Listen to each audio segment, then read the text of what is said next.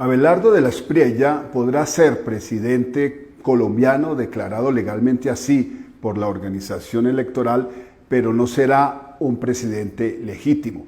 Hoy el senador de la República, Iván Cepeda Castro, ha reconocido que Abelardo de la Espriella es el presidente legalmente electo de Colombia y va a ejercer la presidencia a partir del 7 de agosto y nosotros seremos la oposición. Pero quiero hacer la diferencia entre algo que es legal y algo que es legítimo. Legal sí puede estar amparado en las leyes y en las leyes electorales, pero ¿hay legitimidad en este proceso? ¿No se ha atropellado la democracia? ¿No se ha anunciado por él reiteradamente que nos va a erradicar como un cáncer, que nos va a destripar, que los 11 millones de personas que votamos por Gustavo Petro Urrego somos sus enemigos? Ahora dice que va a gobernar para todos y para todas. Lo veremos, porque eso se ve en los hechos de gobierno. Entre tanto, yo quiero hablar de cuáles son los elementos que caracterizan la ilegitimidad de la elección de Abelardo de la Espriella como presidente de la República. Primera, tiene una doble nacionalidad y con la nacionalidad estadounidense juró lealtad a la Constitución de los Estados Unidos, a las leyes de los Estados Unidos e incluso a someterse al ejército de los Estados Unidos si es llamado en reserva. Y posteriormente, o en el mismo juramento, juró que perdería cualquier lealtad frente a un tercer estado, incluyendo su país Colombia, su estado de origen. Ahora va a jurar respetar el 7 de agosto la Constitución y la ley como jefe de Estado, jefe de gobierno, suprema autoridad administrativa y comandante supremo de las fuerzas militares, cuando él ha dicho que es el primer presidente republicano de Colombia. Él está sometido a una potencia extranjera. Esto es abiertamente violatorio de nuestra Constitución política.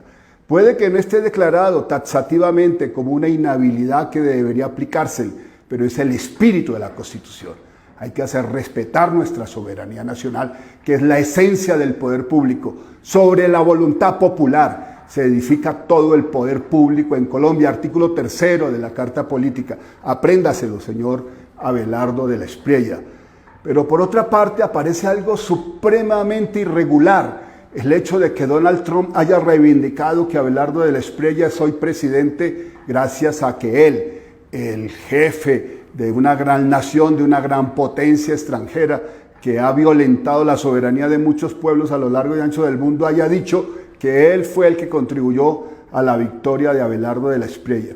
Eso debería generarnos absoluta repugnancia y una ilegitimidad central de su elección como presidente de la República, que la principal potencia militar del mundo esté diciendo a través de su presidente que ayudó a ponernos presidente, que debemos a Trump la elección de Abelardo de la Espriella como presidente de Colombia. Y eso debería generar una nulidad de carácter electoral como la que se produjo en Rumania cuando Putin apoyó a un personaje de extrema derecha para ganar presidencia de la República en ese país y el Tribunal Superior de Rumania declaró esa elección ilegítima y la anuló, y esa decisión fue respaldada por la Corte Europea de Derechos Humanos. Ahora, ¿qué más hubo de irregular en todo este proceso? Una campaña financiada con recursos que llegaron del exterior, una campaña supremamente violenta, coactiva, difamatoria, donde los anuncios de destripamiento, los anuncios de erradicarnos como un cáncer, constituye actos preparatorios de un genocidio, apología de un genocidio. Y en Colombia hemos padecido el genocidio de la Unión Patriótica, así que no estamos hablando de hipótesis, estamos hablando de realidades cuando se ha ejercido en Colombia el terrorismo de Estado. Y toda esa campaña extremadamente violenta raya en muchas conductas del Código Penal. ¿Es que eso es legítimo, señor de la Espriella? No, eso es tremendamente ilegítimo, porque eso genera coacción, genera miedo. Pero luego viene también la de sus amigos empresarios, la de la cláusula Cepeda, la de constreñir a sus empleados o a sus contratistas. Si no votan por Abelardo de la Espriella, cerramos las empresas, nos vamos del país, ustedes pierden su trabajo. Eso es vergonzoso, eso es un delito que tendría que investigar la fiscal general de la Nación. Y además, ¿qué pasó? Ahí están las evidencias, filas enormes, mensajes de WhatsApp que llegaron de todas partes invitando a votar por Abelardo de la Espriella, comprándole el voto al ciudadano o a la ciudadana, que le consignaban por Nequi, que le anticipaban algo, que le pagaban después, largas filas para recibir esos recursos. ¿Y qué hizo la fiscal general de la Nación? Nada al respecto.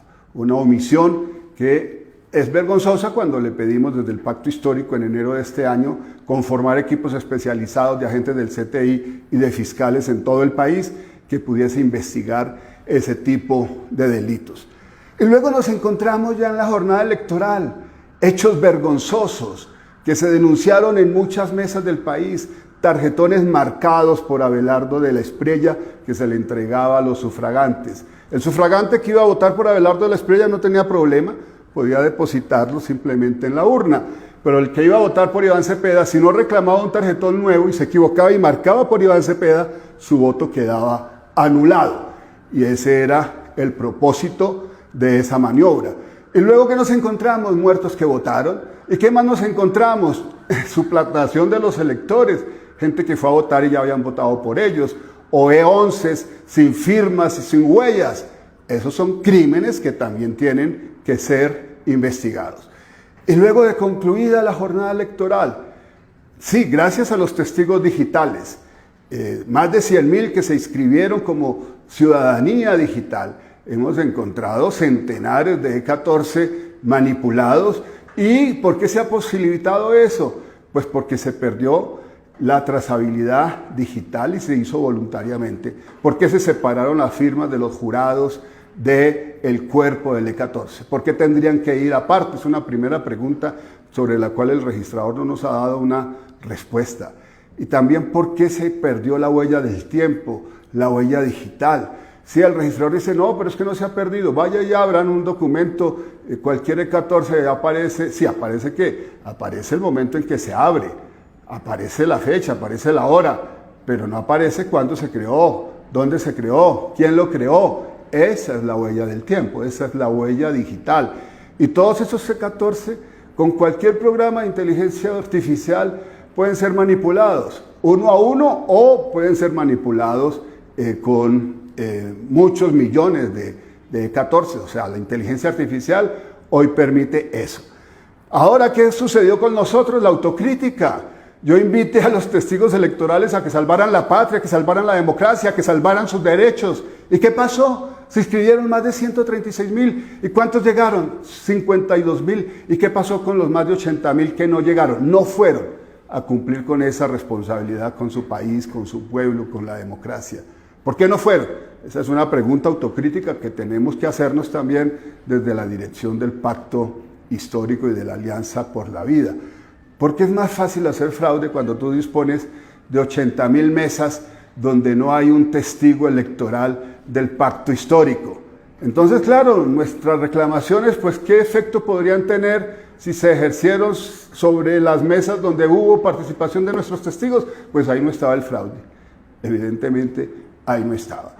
Y luego, otra actuación profundamente irregular. O sea, es una elección que se decide por el 0.9%, donde el ganador no alcanza más del 50% de los votos, donde la principal distancia la adquiere la votación en el exterior y en particular en Estados Unidos y en Venezuela, con más de 170,000 votos.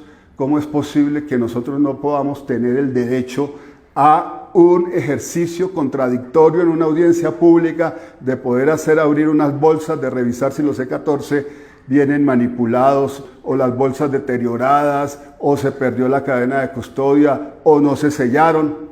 Porque el Consejo Nacional Electoral decidió que declararía el escrutinio del exterior sobre la base de ¿qué? De las actas que le proporcionó la Registraduría Nacional del Estado Civil. El Consejo Nacional Electoral renunció a ejercer una obligación constitucional.